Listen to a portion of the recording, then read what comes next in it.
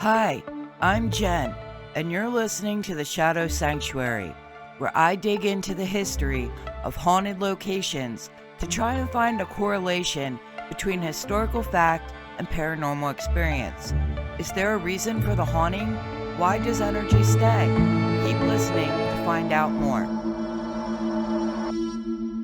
Welcome to the Shadow Sanctuary. I'm your host, Jen. Summer is finally here. Tonight, I'm going to be telling you about the Windsor Hotel in Americus, Georgia. So, let's get into it. For its first 2 decades, Americus was a small courthouse town.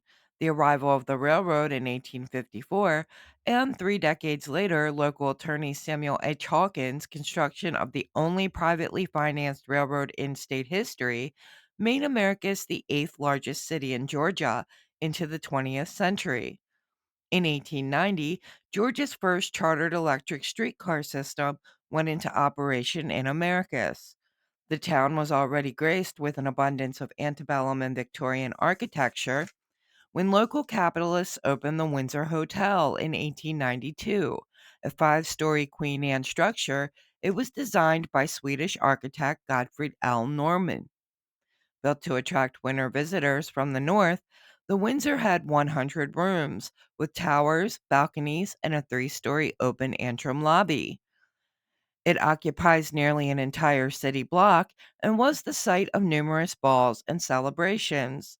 The Windsor closed its doors in the early 1970s. Downtown Americus was dying. The Windsor Hotel was donated to the city of Americus in 1978 by the Howard Dayton family. $5.8 million was used in restorations to the hotel in the 1980s, and the new Windsor Hotel was reopened September 20th, 1991. Tragic events are bound to happen in a popular hotel over the course of a century. 2 years after the Windsor's grand opening in 1894, Cincinnati businessman Richard Rust attempted to take the elevator from the lobby floor to his room above. Instead, he fell down the elevator shaft. The same incident occurred in 1896 to a Mr. A. Martin. Both men luckily survived, but problems with the elevator continued for 15 years. In the first decade of the 20th century, 2 men ended their lives in the Windsor. In 1906, J. Eugene Moore, a businessman from Albany, took his own life in his third floor room. And in 1908, Alonzo John Walters, a bank cashier in Ellaville, suspected of stealing from the bank, took his own life in the bathroom. In 1916, an all-white jury convicted Lucius Frazier, a black man and the Windsor Hotel's head waiter, for killing Lily Lewis, a laundress, on Jackson Street. Frazier maintained his innocence, but spent the last 6 years of his life laboring on the chain gang and imprisoned at the Sumter County Stockade. In 1925, a man attacked Lucius Worlds, a fireman for the Windsor, with a butcher knife at the hotel and killed him. Could any of these tragedies be a ghost at the Windsor Hotel? We may never truly know. But 3 ghosts at the Windsor are well known. A housekeeper named Emily and her daughter Emma May, who lived at the Windsor. Emily had an extramarital affair with a local politician. Emily and Emma May were African American, and the politician, well, he was a white man. He pushed both mother and child down the elevator shaft, or so the story goes. The third ghost known to haunt the Windsor is that of Floyd Ardell Lowry, who worked as a bellman and elevator operator for half a century.